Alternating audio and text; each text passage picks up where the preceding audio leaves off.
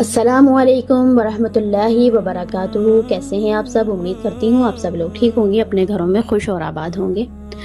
تو آج کا ہمارا ٹاپک ہے، آپ نماز بھی پڑھتے ہیں پھر بھی دل بے چین رہتا ہے، ایسا کیوں ہے؟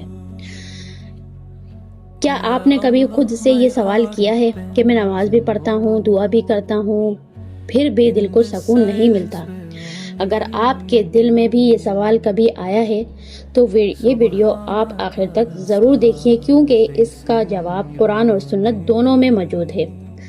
سب سے پہلے ایک ایسا واقعہ سنتے ہیں جو شاید آپ کو حیران کر دے۔ ایک دن صحابی رسول حضرت حنظلہ رضی اللہ تعالیٰ عنہ گھبرائے ہوئے حضرت ابوبکر صدیق کے پاس آئے اور کہنے لگے، حنظلہ منافق ہو گیا۔ حضرت ابوبکر صدیق رضی اللہ تعالیٰ عنہ حیران ہوئے اور پوچھا، یہ تم کیا کہہ رہے ہو؟ حنظلہ نے کہا، جب ہم رسول اللہ صلی اللہ علیہ وآلہ وسلم کی مجلس میں ہوتے ہیں تو جنت اور جہنم ایسے محسوس ہوتی ہے جیسے ہم آنکھوں سے دیکھ رہے ہیں، لیکن جب ہم گھر واپس آ جاتے ہیں، بیوی بچوں اور دنیا کے کاموں میں مشغول ہوتے ہیں تو وہ کیفیت باقی ہی نہیں رہتی۔ پھر دونوں رسول اللہ صلی اللہ علیہ وآلہ وسلم کی خدمت میں حاضر ہوئے۔ آپ صلی اللہ علیہ وآلہ وسلم نے فرمایا، اگر تم ہمیشہ اسی کیفیت پر رہو جس کیفیت میں تم میرے ساتھ ہوتے ہو تو فرشتے تم سے تمہارے بستروں اور راستوں میں مصافحہ کریں، لیکن اے حنظلہ، ایک وقت ایسا ہوتا ہے اور ایک وقت ایسا۔ اس حدیث سے ہمیں حقیقت معلوم ہوتی ہے۔ پہلی حقیقت کیا معلوم ہوتی ہے کہ نماز پڑھنے کے باوجود ہر وقت ایک جیسا روحانی احساس نہ ہونا نفاق نہیں ہے، لیکن پھر سکون کیوں نہیں ملتا؟ پہلی وجہ، نماز ادا ہوتی ہے مگر دل حاضر نہیں ہوتا۔ یعنی سکون نہ ملنے کی پہلی وجہ کیا ہے کہ نماز تو ادا ہو جاتی ہے مگر دل حاضر نہیں ہوتا۔ ہماری زبان قرآن پڑھ رہی ہوتی ہے لیکن دماغ کاروبار، موبائل یا پریشانیوں میں ہوتا ہے۔ اللہ تعالیٰ کو ہماری حرکات نہیں بلکہ دل کی کیفیت بھی مطلوب ہے۔ دوسری وجہ، ہم نماز کو علاج نہیں صرف عادت بنا لیتے ہیں۔ نماز جلدی ختم کرنا اور فوراً دنیا میں کھو جانا دل کو سکون نہیں دیتا۔ نماز اللہ کی ملاقات ہے، صرف ایک فرض پورا کرنا نہیں۔ تیسری وجہ کیا ہے کہ دل کو روزانہ گناہوں سے زخمی کرنا۔ آنکھ، زبان، کان اور دل کے گناہ انسان کے اندر بے چینی پیدا کرتے ہیں۔ پھر ہم صرف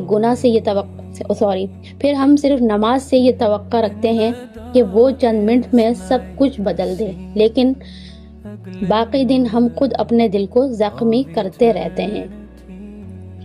چوتھی وجہ کیا ہے کہ قرآن سے تعلق کمزور ہونا۔ نماز اور قرآن ایک دوسرے کے ساتھی ہیں۔ جو شخص صرف نماز پڑھتا ہے مگر قرآن کے معنی، نصیحت اور پیغام سے دور رہتا ہے، اس کا دل وہ غذا نہیں پاتا جس کی اسے ضرورت ہوتی ہے۔ پانچواں اور سب سے اہم وجہ، ہم سکون اللہ سے نہیں حالات سے مانگتے ہیں۔ ہم کہتے ہیں، یا اللہ میرے مسائل ختم کر، پھر میں سکون سے رہوں گا، جبکہ اللہ ہمیں سکھاتا ہے کہ پہلے میرے قریب آؤ، پھر میں تمہارے دل کو سکون دوں گا، چاہے وہ حالات ابھی نہ بھی بدلے ہوں، کیونکہ حقیقی سکون حالات سے نہیں اللہ کی قربت سے ملتا ہے۔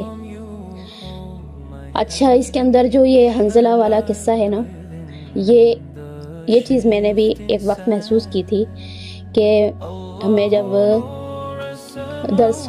مجالس میں جاتی تھی تو میں یہی محسوس کرتی تھی کہ وہاں انسان جب لیٹتا ہے تو سونے کی تیاری پہ ہوتا ہے یا بالکل اکیلا ہوتا ہے تو وہ اپنا محاسبہ کر رہا ہوتا ہے۔ تو اس دوران میں نے بھی یہی چیز سوچی تھی۔ اس سے پہلے میں نے یہ حدیث پڑھی بھی نہیں تھی، میرے نظر سے بھی نہیں گزری تھی، نہ ہی میں نے کسی مجلس میں سنی تھی یہ حدیث، لیکن میرے دل میں یہ خیال آیا کہ میں تو منافق ہوں کہ میں جب مجالس میں ہوتی ہوں تو میرا تو دل و دماغ اور یعنی کہ وہاں سے آنے کے بعد بھی میرا وہی چیز رہتی تھی، ٹھیک ہے نا، اور ہے نا نمازوں میں بھی کبھی اپ ڈاؤن ہو جاتا تھا کہ نماز کبھی اتنا دل لگا کے پڑھنا کہ بھائی بس چھوڑو ہی نہ، قرآن کو اتنا دل لگا کے پڑھنا کہ چھوڑو ہی نہیں، اور جو ہے نا مجالس میں جب آتے وہاں سے آ کے بھائی اعمال میں اتنی تیاریاں اور ہے نا پھر ایک دم جو ہے نا بالکل ہی ختم ہو جانا، یعنی کہ وہ چیز ہی، وہ کیفیت، وہ حلاوت باقی نہیں رہتی۔ تو میں بھی یہ سوچنے بیٹھ گئی تھی کہ نا کہیں میں منافق تو نہیں ہوں، لیکن کچھ ہی عرصے میں اللہ تعالیٰ نے مجھے اس حدیث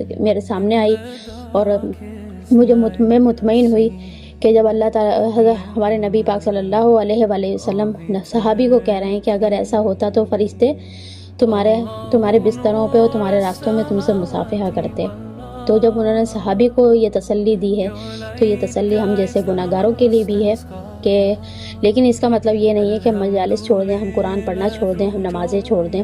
نماز قرآن فرض ہے، لیکن اس میں کیا بتایا جا رہا ہے کہ صرف جسم کو حرکت دینا نہیں ہے بلکہ ہمارے دل کو بھی اس پہ قائم رکھنا ہے کہ ہم کس ہستی کے سامنے کھڑے ہوئے ہیں. ہم اللہ تعالیٰ کے سامنے کھڑے ہوئے ہیں اور ہم نے قرآن کو بڑا ہی مزے سے پڑھنا ہے کیونکہ ہم اللہ کو قرآن سنا رہے ہیں.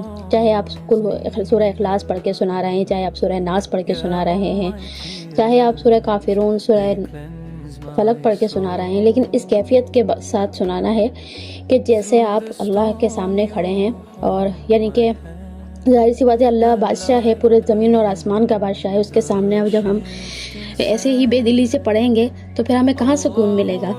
تو سکون کے ساتھ قرآن کو سنائیں کہ اللہ ہمیں سن رہا ہے. تو اگر آج بھی آپ نماز پڑھتے ہیں لیکن دل بے چین ہے تو خود کو مایوس نہ کریں. ہو سکتا ہے اللہ آپ کو اپنے اور زیادہ قریب بلانا چاہتا ہو. آج ایک فیصلہ کریں، اگلی نماز صرف پڑھنی نہیں بلکہ سمجھ کر، ٹھہر کر اور اللہ سے دل کی بات کرتے ہوئے ادا کرنی ہے. شاید یہی نماز آپ کی زندگی کا سکون بن جائے. اللہ تعالی ہمارے دلوں کو اپنی یاد سے زندہ کر دے اور ہمیں ایسا نماز پڑھنے والا بنائے جو واقعی ہماری زندگی کو بدل دے.